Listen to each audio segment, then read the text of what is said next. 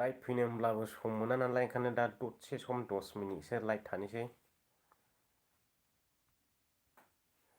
गाबोन bullet train गाखोगोन नालाय खबर हरग्रो स्टेसनसिम गाखोलांगोन ओमफ्राय मारिना बिचआवहाय बेरायहैगोन दसे सम रावबो कन्टेक्टआनो गैया माथो सायाव थाग्राफ्रालाय B12 रस्टार हेल' ब्र हाय रस्टारसो जाबावबाय आरोखि मनिषा नार्जारि हेल' आदा हाय दसे सम लाइट माइलाय मलम फन नुदोंमोन दहायहाय फन खुला दंमोन दा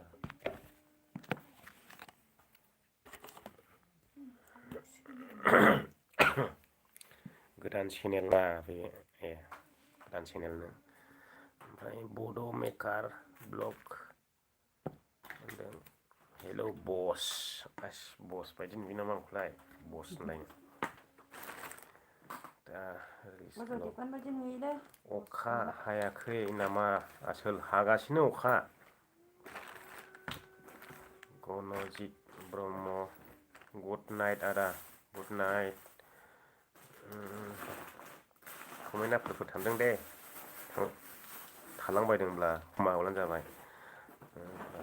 रामेश औवारि मा आदा नों खामानि मावला नामा खामानि मावफिनसिगोन मोनथ'वाखै अफ्रि दैमारि वेलकाम आदा अफ्रि आंनि चेनेलाव जाखांबाय नामा जाखांबाय आदा जाखांबाय माबा टमेट' साखनि दालिमोन ओंख्रिया RTM बर' हेल' ब्र हाय मनिषा नार्जारि मावजि ना सियाल बेदरमोन दाख्लैना माबा जिनार बेदर होनो जिनार बे हाग्रायाव जोसा मोदोमग्राया बेनोमोन B12 रस्टार नोंखौ दिल्ली टु बड'लेण्डनि दावराव गुन्दा बायदि नुदोंरा नोंमारगौ नामा एसे फोसाबनांगौ होनब्ला खानायखौ दावराव गुन्दानि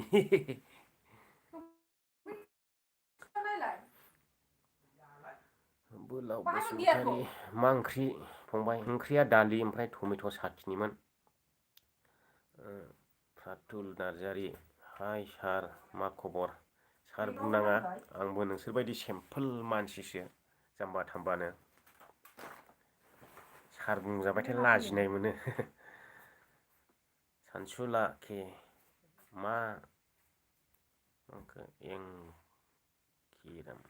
एंखिरेम जाखो मा ओंख्रि जाखो होनदोंमोनदां ओंख्रिया बेनो दालि टमेट' साखनि बड' मेकार ब्लग नों अबाव दं दा बसा आं दा मान्डिया डिस्ट्रिक्टआव दं कर्नाटक स्टेटनि मान्डिया डिस्ट्रिक्ट गोजोनथाव नार्जारि हेल' आदा नोंना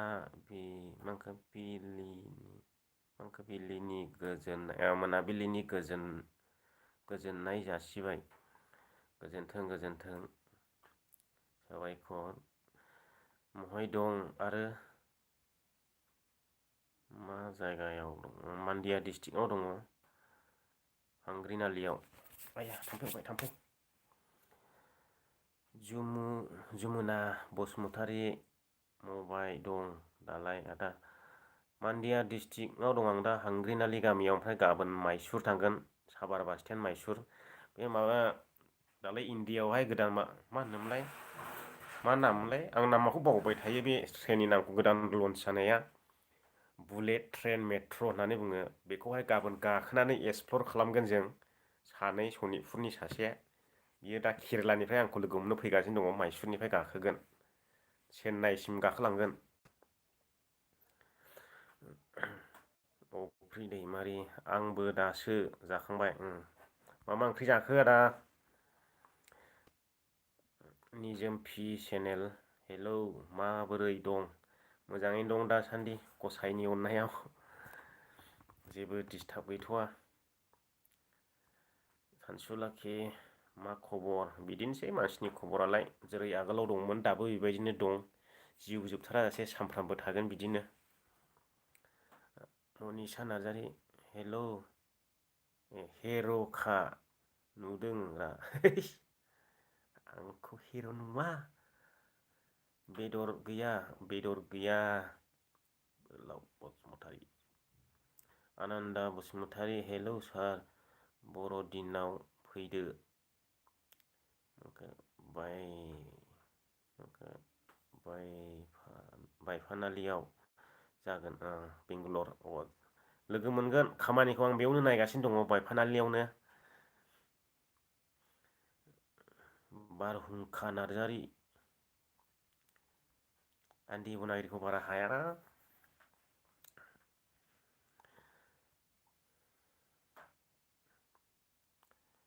नार्जारि ब्रादार ओइ ब्र दुगा बर'जों रायज्लायखांबाय लाइभआव औ रायज्लायखांबाय ओंखाम जानोसैयावनो दोनदों। फैला ओइ सार दा बबाव दं? अनसु दैलि ब्लग हाय हेलौ बाजै हेलौ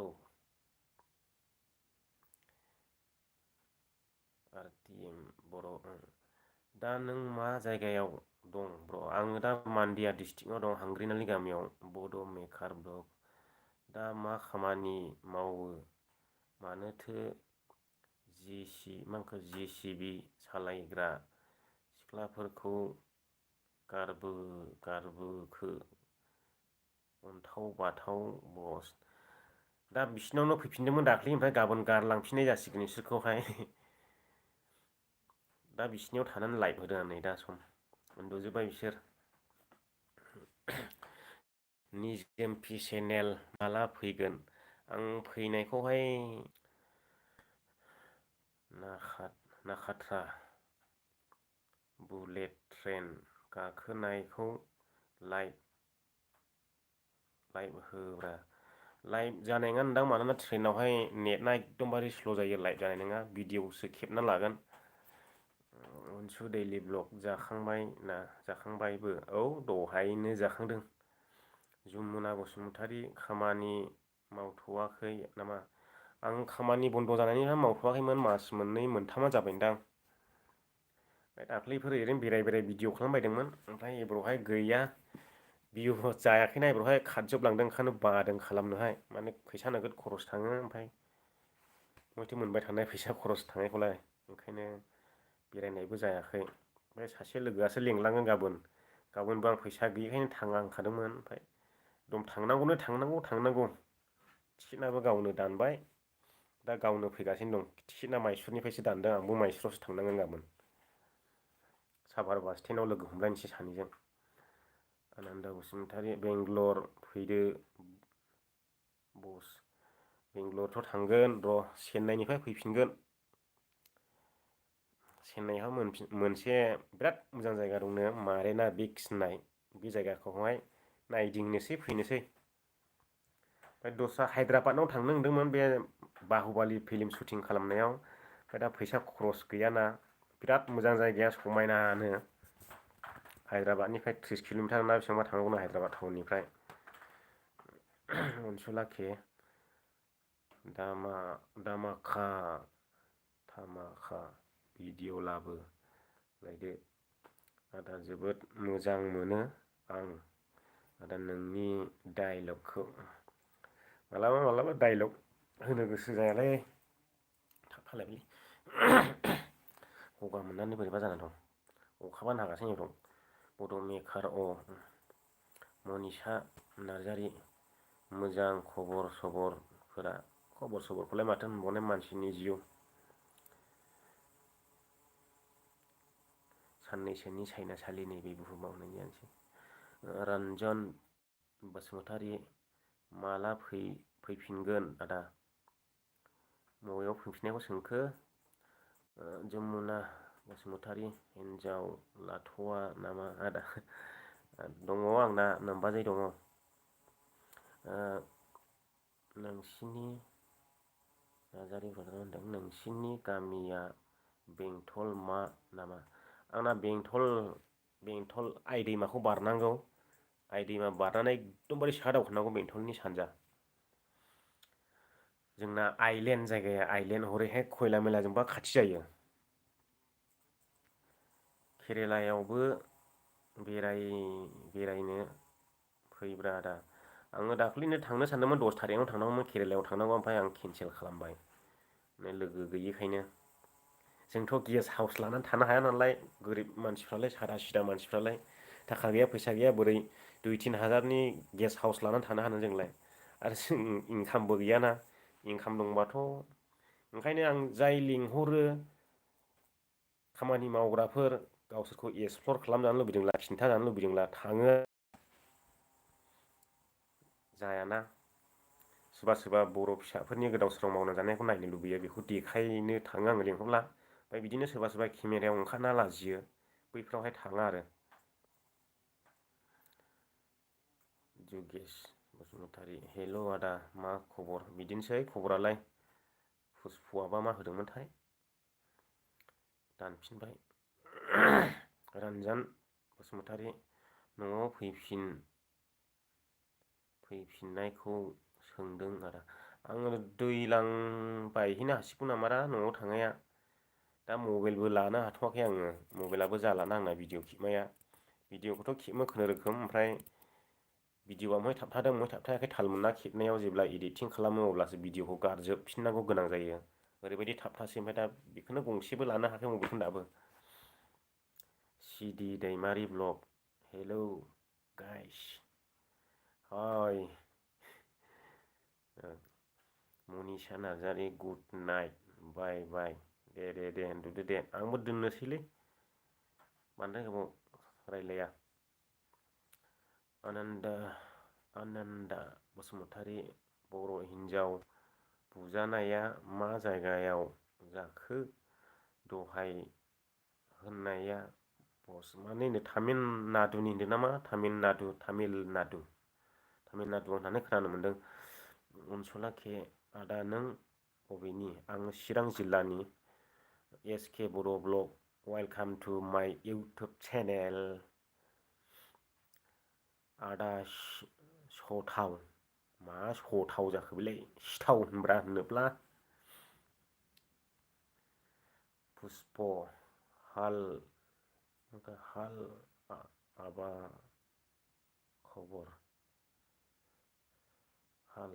खबर आं बारा बुजियासैलै।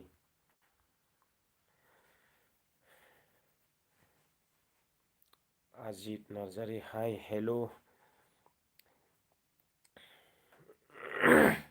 बुङोब्ला आंखौ फाग्ला बुंथोंसै सानोब्ला आंखौ फाग्लाखौनो सानथारथोंसै।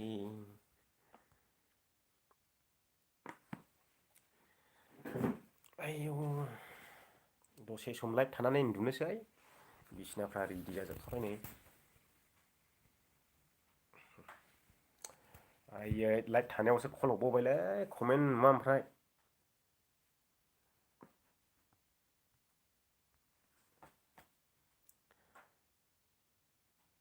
दा राइडार ब्लग गोला माथोन आसोल गोला माथोन आसोल माखौ मा होनखो आं बुजिस्लाबासै मिथिंगा फिटनेस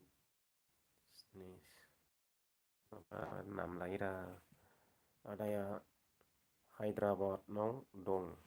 ओहो कर्नाटकायाव दं फ्रम मुम्बाइ। मुम्बाइनिफ्रायनो मुम्बाइआव थांनो सानदोंमोनलै र' जाथ'ला मुम्बाइखौलाय नुजोबखानाय मानसि हारसिं बेरायजोबनोनो हायो। भिडिअफोरखौनो लाथ'नाय जायाखै सिगां इउटुब सोलोंबाय थानाय समावहाय बिहारिफोरजों थायै बेरायजोबखानांबायखौ खावसेखौनो सिटियाखौहाय। निजोम बसुमतारी चिरां मा जायगा ब्र'? आंनिया निसिमा ओनसोल गोलैयो चिरां। आनन्द बसुमतारी देगारसिं बायदि नुयो नोंखौ खानाया इदि लाबा देगारसिं बायदि नुयो नामा? इदिखौनो लानांसिगोनदां। सोरबा नुयो रामसिं गेटला, सोरबा नुयो देगारसिं। है लाइभ थानायाव मानो फन हरनो रा।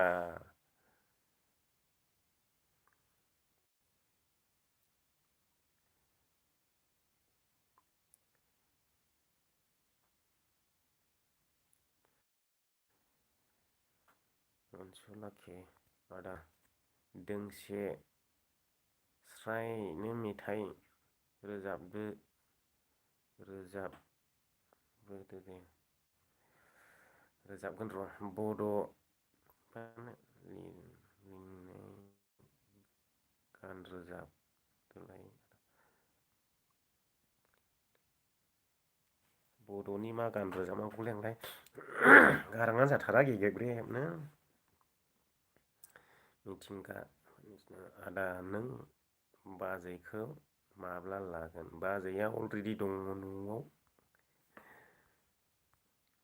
SB ब्लग हाय ब्र' मालाबा दिन्थिथारनोसैलै आं र'। प्राइभेटसो खालामना दोनदों आं दिन्थियाखै दाबो।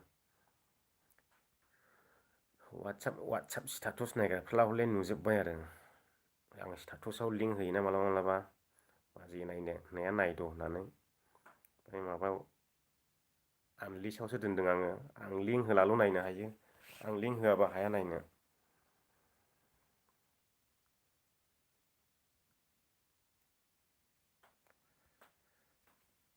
दोननांसिगोन नामा रायजो राजा नोंथांमोन?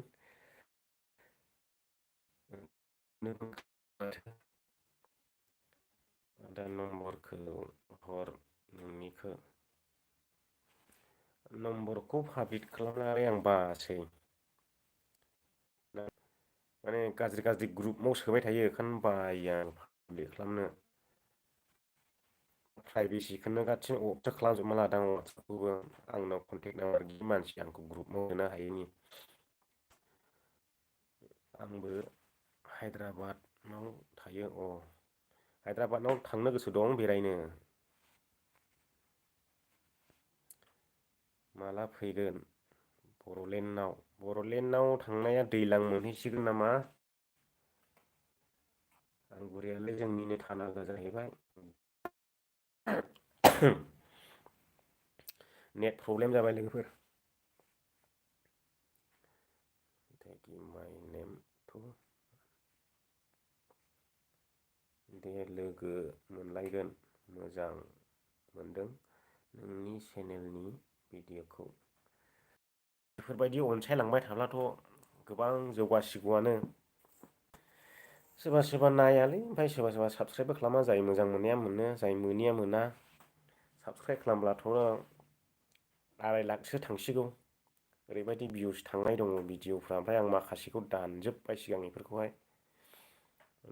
बावसोम बोसोरफाजों कमिउनिटि गाइडलाइन फैबाय थायो। ओंखायनो सिगांनिखौहाय 2 लाख गाहाम थांब्लाबो 50,000 गाहाम भिउ जाब्लाबो 200था भिडिअखौ दानजोबदों आं सिगांनि भिडिअफोरखौहाय।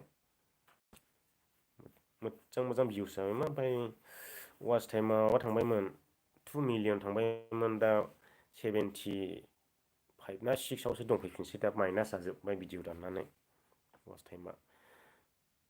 नों जौगाखाबाय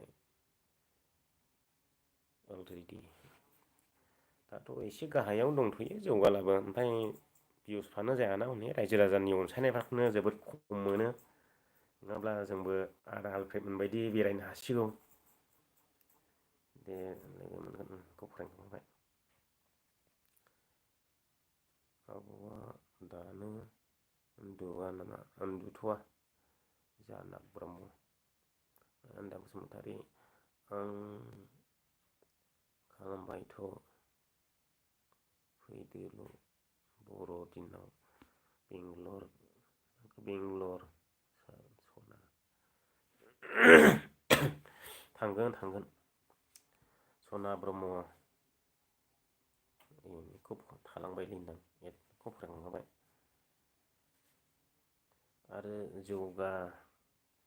जौगाबाय थानो लुबैदोंबा मावबाय था। बेखौथ' मावबायानो थागोन, लांफाबाय थागोन, खामानि मावलाबो सेर सेर। ओमफ्राय सना ब्रह्मआ मा होनदों? हाय दादा, मा खबर? बिदिनोसै जोंनि खबरालाय गोदाव सोराव दा गलि गैजालोङि जानानै दंथ'यो दासान्दि। सानजिमा बर', मा खबर आदा? बेंज्लाय, मोजाङानो खबरा।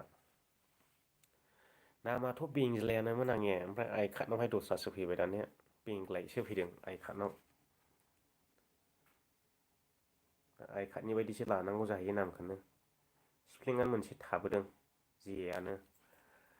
बेंज्लायावहाय बेंग्लायसो जाफैदों भटार आइडियाव। मा खबर आदा बेंज्लाय? बेखौ फरायखाबाय। सना ब्रह्म, मा ओंख्रि जाखो आदा? ओंख्रिया दालि ओमफ्राय टमेट' भाजा होननांगौ ना बाथोन होननांगौ जाखो? आबौ फैदो न'आव।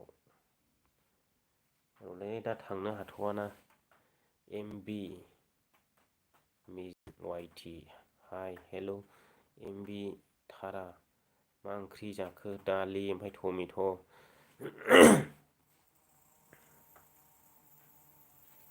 सोरबा कमेन्ट खालामबाय नामा?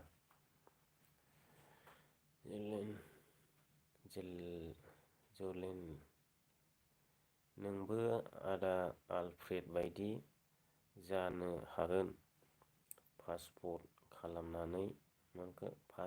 लानानै खाथिनि हादरनिफ्राय स्टार खालाम। आंनि थांखिया इण्डियाखौनो गिदिंजोबग्रोनायनिसो थांखिमोन। थाखा फैसा गैया दा हनै हाया बेखौनो। आदा आंनि इउटुब चेनेलखौबो एसे सापर्ट खालामना होदो प्लिज दादा।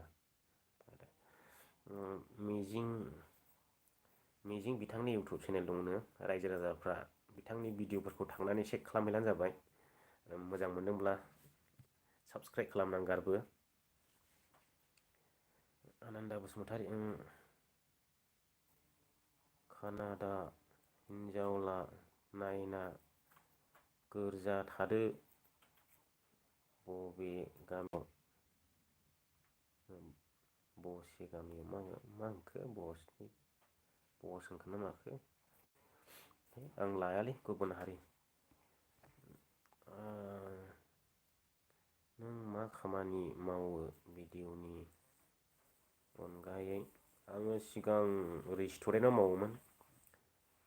चाइनिस फिसा फिसौ मास्टार मावलाबायोमोन। ओमफ्राय रेस्टुरेन्टानो क्लस जाबाय दा। बेनिफ्राय दा मावफिननाय जायाखै आरो। लोगोसे बेरायनायावहाय चेनेलफ्राबो एसे ग्र' जासाबलायसिगोन। ओमफ्राय चेनेलखौ ग्र' खालामना लाग्रोनायसै होननानैहाय मास मोनथामसो जाबाय आं खामानि मावैया। ओमफ्राय दा खामानि मावफिनसिगोन आरो। दा एसे फेदेरनानै दोननो हाबाय। नोंखौ नायनोनो लुबैयो।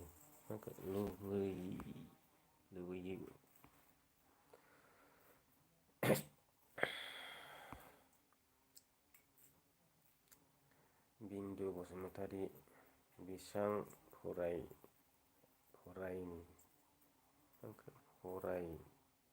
फरायमोन आदा नों? आं डिग्रि खालामाखै, 0। आंनि डिग्रिया नोंथांमोना खोनाब्ला सोमोनांगोन। देनांसो सोरनिबा चेनेल गेदेरनि गेजेरजों फोरमायगोन। नों माला हाबा लागोन? हाबा लाखांबायलै फाग्ला, बेखौनो सोंबाय थायो नामा? सासे लाबावनांसिगोनसोदां होनब्लालाय।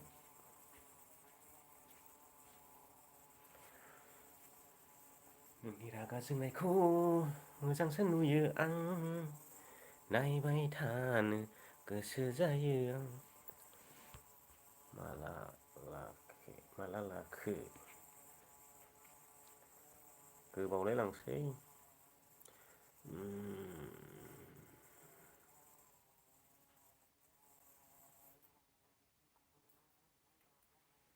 थांजोबफिनबाय इउटुबार लोगोफ्रा फैदोंमोन दसे सम।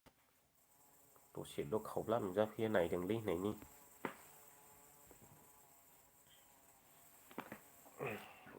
गयसो जानो दोननांसिगोनलै रायजोफोर ओरैनो बांग्ला गयनै मोनजोब्बाय ओरैनो गया बांग्ला गय ना मा होनो नोंनि बिसिया नोंजों थाफाहैयो ओहो बेयाव गैया गथ' माखो गथ' खांबाय ना खाङाखै आदा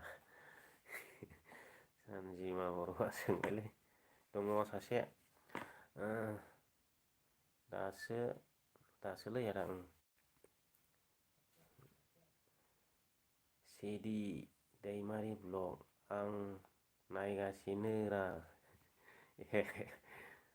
माखासे बड'लेण्डआव थाग्रा इउटुबारफोर फैदोंमोन लोगोफोर बिसोरखौ रायहरदों आङो दफाल' नायफैयो बिसोरो लाइभ फैलाबो जों आरो जोबजासे नायना होयो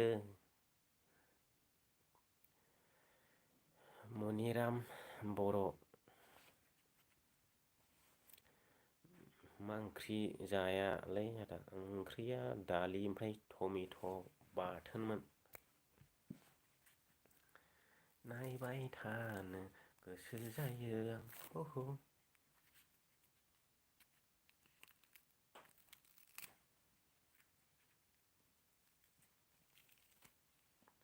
माबायदि बांग्ला गय फिथाइ बियो आखाइजों जिरनो हायो ना हाया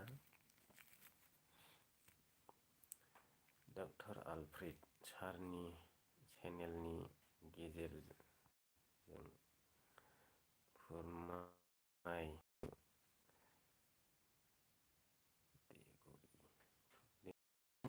मोनो कमप्लिट खालामनाया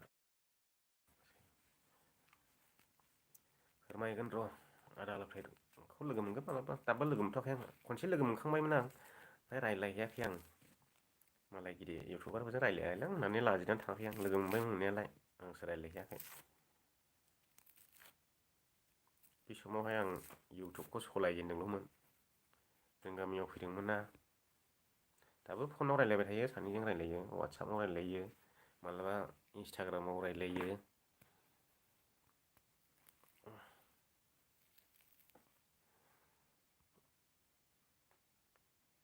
अबाव दंलै आदा दा आं मान्दिया डिस्ट्रिक्टआव दङ सना ब्रह्म आंनि SMS हरनाया थाङा नामा नोंनाव दासो फैदोंथ' ओमफ्राय दहाय हरनायखौलाय आं फरायखांजोब्बाय ओमफ्राय नै दासो नुफिनदों आं दहाय फन फैबाय थादों आंनिया बे फन फैनायावनो हाइद जादों ना मादों जाखो मिथिला गाज्रि मोननाङा दे सानजिना बर' आदा उन्दुजोब्बाय नामा औ उन्दुजोब्बाय बिसोरो रन्जन बसुमतारी गुड नाइट आदा गाबोनफोर लोगो मोनफिनगोन गाबोन भिडिअ होथ'नो हानाय नङा नामाथाय अखानायसो जागोन माने ट्रेनावसो थागोन नालाय गाबोन सानसेया 1टायाव गाखोगोन जों ओमफ्राय बेलासिमावहाय चेन्नाइ मोनहैगोन बेलासि माबायदि गोदान बुलेट ट्रेन बियो गाखोनायसै गाबोन सिङाव मा दं जानायबो फ्रि मोनोनो बे 1400 टिकेटआवनो सासेयाव 1400 माबायदि जानाय मोनो बेफोरखौ नोंथांमोननो दिन्थिनोसै ट्रेनखौनो एक्सप्लर खालामगोन फायखाना देखायजोबगोन बाथरुम थाथरुमनो माबायदि सिङावनि कन्डिसनफ्रा सायावथ' स्लिम मोजां नुदों सिङाव माबायदि खना देखायजोबखागोन मनिराम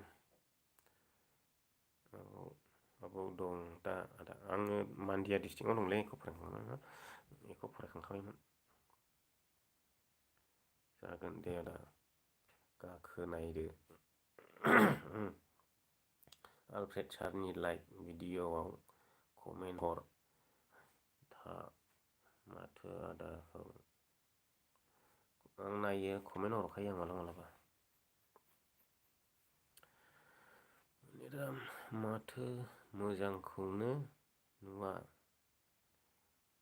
माबाया लाइटना खम ना बिराद खम ओमफ्राय बाव उन्दुनायबो थिग गैया मोखाङा सिथर बेरलाजोबना दं ओमफ्राय पार्लाराव मोखां सुजानो होननानै थांलायसिबाय सिथर हामोनायखाय मोखां सुजाला मा नेखा ना ना नेखा होनो इदि जाना दं नै ओरैबो ओरैबो मावजि खायब्रानाय बायदि नुयो।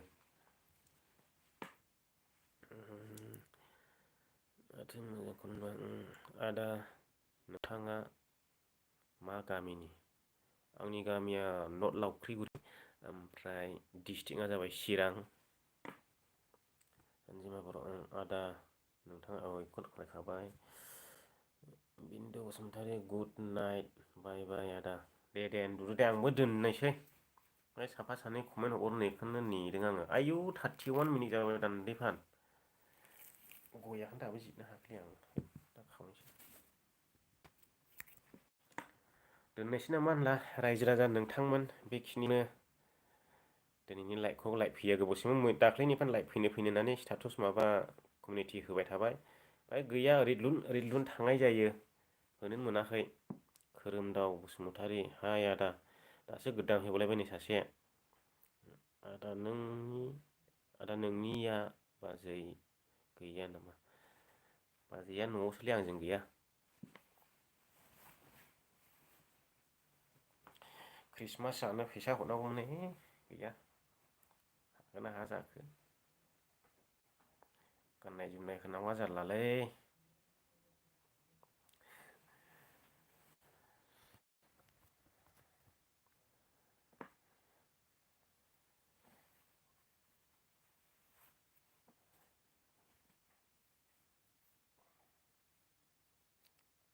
सोरबा सोरबा आंनि हिनजावखौ दिन्थिदों भिडिअ बानायनानैहाय नोंसोर नुसनाखैदां। आदा गुड नाइट बाय दे उन्दुलादो आंबो उन्दुनोसै। साबायखर थाबाय बयनिसिमबो गाव गावनि बेसेन गोसा समखौ गारनानै दसे आंनि लाइफआव फैनायनि थाखाय बयनिसिमबो गोसो गोरबोनिफ्राय साबायखर बावहरनाय थाबाय। एसेनोसै दे गोजोननाय थाबाय बयनिसिमबो जै बर' हारिनि दोनथ'बाय दे। सोरबा कमेन्ट हरबावदोंमोन नै फरायसारनोसै आं। आदा मोजां भिडिअ लाबोदोंलै। भिडिअ'आथ' एसे मोजां साबसिन जालांनायखौ आंबो नुनो मोनदों ओमफ्राय मबाइलानो जाला आंना थाबथासै। सानजाया बर'आ मा होनबावदों आं नुवाखै आदा बाजैखौ सोरबा सोरबा भिडिअ बानायदों इउटुबावहाय गोदान इउटुबारफ्रा दाखालि आं स्टेटास दोननायाव लाखोमादों। गुड नाइट आदा गुड नाइट दे बाय दे दोनथ'बाय दे गोजोननाय थाबाय बयनिसिमबो दसे सम लाइफआवहाय इन्टारेस्टिं सापर्ट होफैनायनि थाखाय गोसो गोरबोनिफ्राय साबायखर बावहरनाय थाबाय।